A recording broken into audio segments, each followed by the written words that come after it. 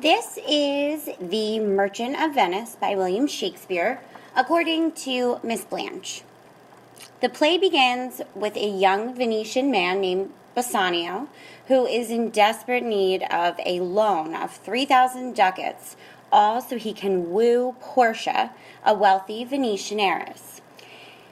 Unfortunately, he has nothing, so he approaches his best friend for life, Antonio, a merchant. Antonio sadly is also short on money because all of his wealth is invested in his fleet, which is currently out to sea. So he comes up with a brilliant idea where Antonio goes to Shylock, a Jewish moneylender. And the thing about Shylock is he hates Antonio because of his anti-Semitic behavior, meaning his just blatant disgust or hate for the people who are practicing Judaism. So it's kind of brazen of Antonio to even approach Shylock, but in a dark moment of humor, Shylock agrees to make a short-term loan. He says that the loan must be repaid in 3 months, or Shylock will exact a pound of flesh from Antonio. Antonio is crazy, and he agrees to this, believing that his ships will return in time. Meanwhile, Portia, that lady that Bassanio is just so smitten with, so her dad leaves a will with some crazy requirements in order for her future husbands to fulfill. All suitors must choose from among 3 caskets, one of which contains a portrait of Portia. If he chooses the correct casket, then he can marry her. If he doesn't, he must vow never to marry or court or date another woman so long as he lives. It's pretty intense. The princes of Morocco and Aragon both fail the test and are rejected. So, luckily, Bassanio is about to approach the town of Belmont in order to take this test. But as he's about to do that, one of his good friends, Lorenzo, a fellow Christian, is secretly in love with Jessica, the daughter of Shylock, and they secretly get married. Ultimately, Jessica kind of is on the run as a result of this. Bassanio arrives in Belmont. He chooses the correct casket, and he proposes to Portia, and she happily agrees to marry him immediately.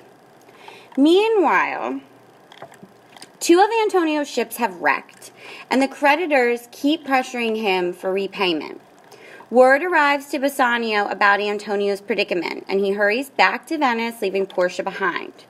But secretly, Portia and her maid, Nerissa, decide that they are going to disguise themselves as lawyers and follow Bassanio.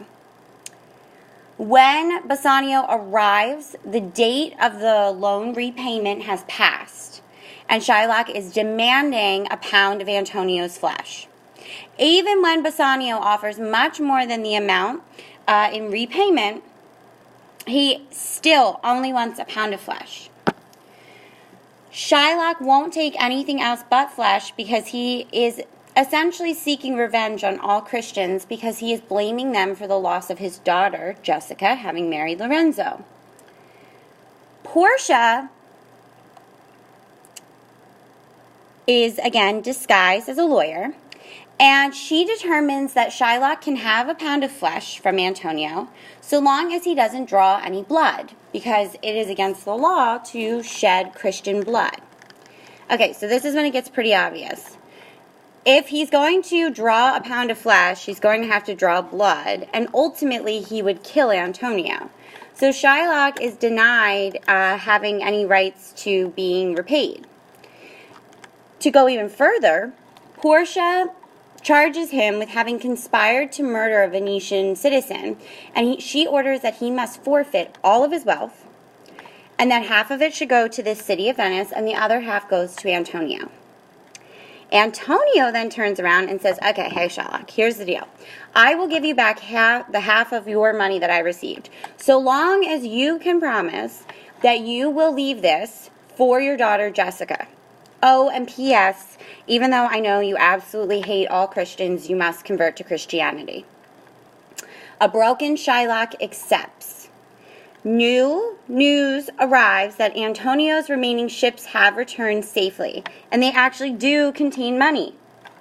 With the exception of all but Shylock, everybody is celebrating as the play ends on a somewhat happy note.